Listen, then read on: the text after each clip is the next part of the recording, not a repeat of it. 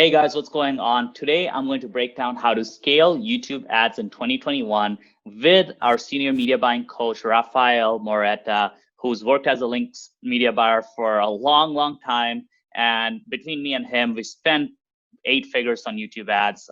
Raf's worked with firms like Microsoft. He's worked at our biggest accounts and helped scale them to 20 grand a day plus.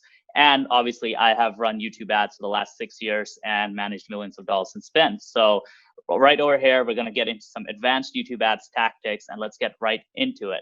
So before we get into it, make sure to smash the subscribe button, hit the notification bell so you know when we shoot our next video, and you'll be the first to get it before anybody else. So Raf, what's your number one tip for scaling YouTube ads in 2021?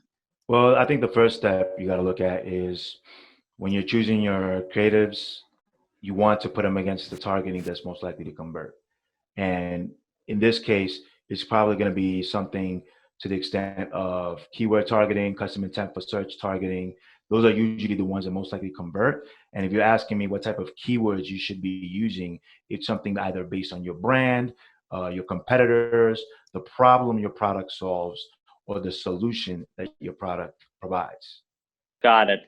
Yeah, that makes a lot of sense. And I agree 100% with that. I do think that keywords, custom intent, and affinity, which are custom audiences, and in market are probably my favorite audiences. So those are the ones we've seen work at scale. And the weird thing is everybody comes from a Facebook background, so they often don't really try custom audiences. They go right to placements. And with placements, you don't really have scale, right? So that's like a weird little thing, which leaves these big, nice, juicy audiences right open for us. We use a few hacks such as looking inside our Google Analytics to figure out which of those audiences is most likely to convert. That's something we obviously teach in our training program and coaching program. Now, what is the second tip you would say once you've gotten that targeting down? Well, once you've gotten the targeting down, the whole point of using this targeting that's most likely to convert is that your goal right now is to find the winning creative. You're not thinking about profitability. You're finding which one of these ads gives me consistency, regardless of the types of audiences that I'm using. So you may have 3 different keyword campaigns, 3 different custom intent for search campaigns, and then you see, okay, this ad stands out for the most part. So you want to find that winning creative because that's going to be your biggest lever. And once you start applying other audiences across the board, it's going to allow you to scale. Absolutely. I agree 100% with that. And then once you do find your winning creative, you want to make variations of it, right? So basically you want to take your winning creative, try different edits, try different types of background music, try adding B-roll to it. So adding in footage that you take from either product footage or from third-party sites, and try to make the ad as engaging as possible.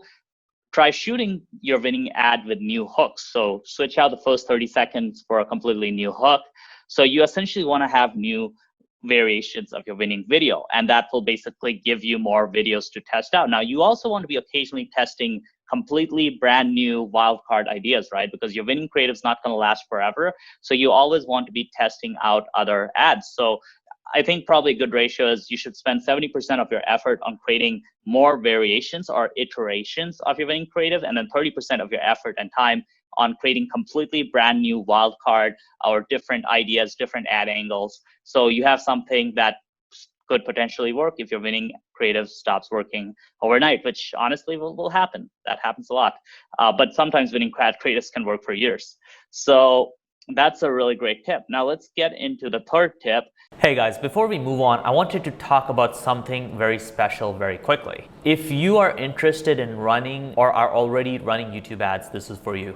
I wanted to introduce you to a few people that are killing it with YouTube ads. Mike made over $1.5 million with e-commerce YouTube ads. Bastian did over $300,000 for a client at a 10x ROAS. Boyd's making $5 grand a day with his course. Kale made a client $40,000 from just $8,000 in ad spend. Lloyd made a client $33,000 from $12,000 in ad spend. Do you know what the one thing they have in common? They're all part of my expert YouTube ads training program. We have the most technical YouTube ads course in the market with live weekly calls, a Facebook group where you can ask any question you want about YouTube ads, and more. and some of the best students spending thousands or even $10,000 a day on YouTube advertising. So there's a link below in the description to go book a demo call. Go and book a call to get a preview of the course and see if it's a fit for you and if it can help you get your YouTube ads to $5,000 a day or more. Now let's get back to the rest of this video. And the third tip is that you really need to, once you have that winning creative, you got to be very, very aggressive on audience testing. And when I mean aggressive, I mean aggressive. So I think there was one account where you scaled up to, I think it was 5 or 6 grand a day in spend. It was one of our internal offers for an info product course we were selling in Brazil. And at one point I looked inside our account and we had we're testing like 50 audiences or something. At least. Yeah, it was ridiculous. Now, what we were doing is we were doing something unique. We were testing them at a lower budget to see which ones would hit or not hit. But essentially, what you want to be doing when you're scaling is you want to have as many audience types in different campaigns as possible. So while you can scale individual audiences to 5 grand a day, typically what we find is you want to horizontally scale and vertically scale. So you want to push budgets slowly where you can, but you also want to be testing a lot of audiences because campaigns stop working, audiences stop working. And if your whole account is reliant on 1 or 2 audiences, you're in a very weak position where one day you could be spending 4 or 5 grand a day and making 10, 20 grand a day. And the next day you could be making 1 grand a day, right? So you want to be very careful with relying on just one audience type. And that's where, as Raf said, it's really, really important to basically test a lot of different audiences. And you can do them at a low budget. Basically, that will allow you to start seeing what the winners are. So you launch 5 or 10 campaigns a day. Maybe 8 of them don't work, 2 of them work. You keep them on and you slowly scale them. Yeah. So as far as those audiences, you could start out with audiences most likely to convert. It depends on what your budget is. So you could find those either in the audience manager, in your audience insights. In your Google Ads account, you'll see something that has in-market and affinity, and the ones that have higher correlation, those in Google's eyes are most likely to convert. You can also see that information in Google Analytics under Universal Analytics. If you go to audiences and interests, you'll see what in-market is more likely to convert, what affinities are most likely to convert, and what topics are most likely to convert. But once you test those audiences, once you have a winning creative, ideally you eventually test all the audiences. And even test audiences with no targeting. And that's when you're going to see, okay, you have a couple of, even if you have $50 a day campaigns, if you have, 20 of them that are working, you're spending $1,000 a day. If you do that at $100, you're talking about $2,000 a day. And those that are keep running and working, you see the consistency, you want to increase that budget 10, 20%. And I know it doesn't sound like a lot in the beginning because you want to get to 10K a day right away. But trust me, slow and steady, you will get to the numbers where you need to get to, and it'll be more consistent, because the biggest issue is that every time you make a change in the account, you will affect how that campaign performs. And if you have a really, really bad day and you're doing it with all your money in one campaign, and that continues for a few days, it's going to be hard to save face with your client or for you and for yourself from a profitability standpoint. So this is what we recommend for scaling going forward in 2021. You want to be patient, you want to scale horizontally as well as vertically, and you want to be careful with the changes that you make. But this all hinges around the one main thing. You have to find that winning creative. Once you find that winning creative, scaling should become a piece of cake. Got it. And in terms of vertically scaling, what should people do? Like scaling individual campaign budgets? Like if you have if it's $100 a day, you may want to push it 10, 20%. Now, typically, I may stay away from that depending on my budget. Let's just say I'm comfortable spending $1,000 a day. So from $100 a day, I may be a little bit more aggressive and be like, okay, let me see what happens at $200 a day. Let me see what happens at 300, up to maybe 500. And then at that point, I definitely am more careful because it hurts me more to lose a $500 a day campaign than it does a $100 a day campaign. $100 a day campaign is nothing.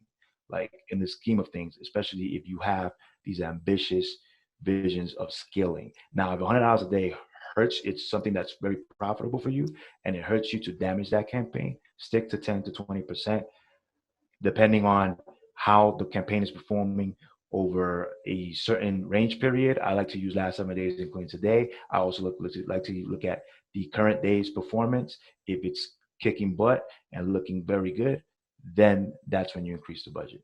Mm-hmm. That makes sense. That totally makes sense.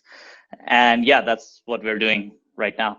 Now, guys, if you guys found this video useful and you guys want us to actually give you personalized feedback on your campaigns, as in you can literally shoot a Loom video or jump on with us and have us look at your campaigns and tell you what to do, you guys got to check out our YouTube ads coaching and training program. We've got students doing hundreds of thousands of dollars, even millions of dollars in revenue. So make sure to check that link out in the description. It's basically linksdigitalagency.com/course. And it's basically both a training program where you have step-by-step videos, as well as a coaching program where we have a Facebook group where you can ask any question you want and we'll get back to you. And you can also jump on live calls where we literally allow you to share your screen and let us dive into your account and provide you detailed feedback. So that's one of the unique things about that. Now, guys, I hope you enjoyed this video. And the next video you should watch is I actually had an interview with Blake, who scaled his YouTube ads to $2 million a month in revenue for one of the biggest online info product brands out there. And this interview is over an hour long. And literally, I would have paid like $1,000 to have him for an hour. And I was so lucky to have this. So guys, go check out that interview because he just drops like all this crazy knowledge on how to scale info product funnels, both on the sales side, the YouTube ad side, and more. So hopefully you enjoyed this video. Go watch that video.